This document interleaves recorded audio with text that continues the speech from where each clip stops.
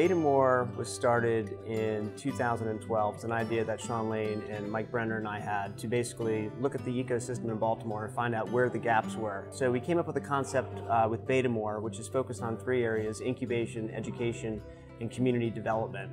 And through our first year, we started this business as a for-profit entity, which is basically what entrepreneurs do. And we quickly realized, after about a year and a half of being in business, that it would be much better to be suited as a nonprofit entity to really be able to fulfill the mission of Betamore and to really provide the resources that this community needs. Converting Betamore into a 501c3, we're really making this a fiduciary for entrepreneurship. Means that we're nonpartisan. We are simply to develop a healthier startup ecosystem that will drive civic engagement in our city, economic vitality, and social mobility.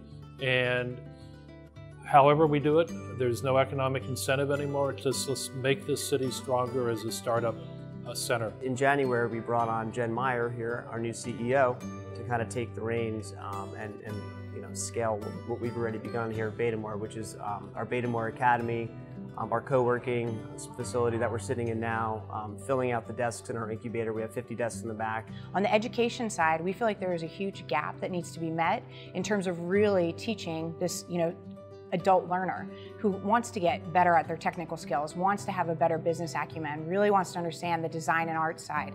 This will give us an opportunity to really make some, what we consider big bets on the education side and provide real value for companies that are here. We're kind of filling this skill gap that exists between what the colleges and institutions are putting out and what the real-time employers right now need, right? So talent is so key to a vibrant ecosystem that we feel like we're filling that niche right there. We're 50% of our early academy students were sent by their employers, and we have a great mix of great diversity in our class. We also have people coming in who just want to switch careers. One other thing that I want to mention, our last academy course, there was over 50% female. Right.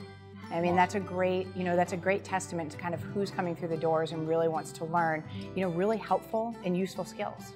We really feel like there's so much value already created within the city and outside of these city walls, right? Whether you look at the 31 incubators that are here, the acceleration programs that are here, any of the activity that's going on in terms of the tech councils, there's incredible work already being done. And we have no desire to replicate or produce things that compete with those type of efforts. What we really want to do is continue to build the ecosystem, and what we're trying to do is find the partners who are already doing those great things and see how we can help them. If a company comes here and they're looking for something that's maybe more focused on the bio space or healthcare space, can we provide them the mentors and the resources that can really help catapult their growth? That's our job. So as a 501c3, that allows us to do that. It allows us to freely open up those doors, create those partnerships, and provide real substantive value for the companies that are here so that they grow. When we first started this, it was in the 4 walls of this 8,000 square foot space that we're sitting in right now. I think I'll speak for everybody. We're kind of big thinkers. So, in the future, why can't there be more than one campus that may be suited towards different members of different constituencies in our community? One could be purely just education focused. Why don't we have more facilities like this with the community and the co-working?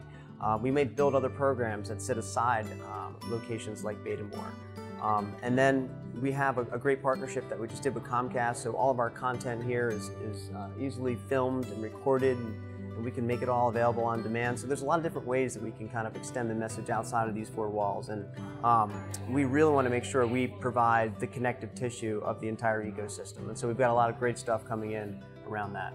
When I think of what we have going for us in Baltimore, I'm really excited because Hopkins is waking up and they're going to go and create a capability within their organization to launch companies. UMBC already doing it. Look at their cybersecurity work. University of Maryland in healthcare. Teach for America, Venture for America, Baltimore Core. This talent which is here, more capital coming into the region. All we need is a big mixer that just accelerates the contact and interactions between all the different stakeholders. This thing's going to combust and take off. And I feel we're right on the role of Betamore is simply to accelerate the interactions between all the raw materials to let the Legos get formed that is a great company. And I think we're at the beginning of something which is going to be an extraordinary period of growth for our city and region.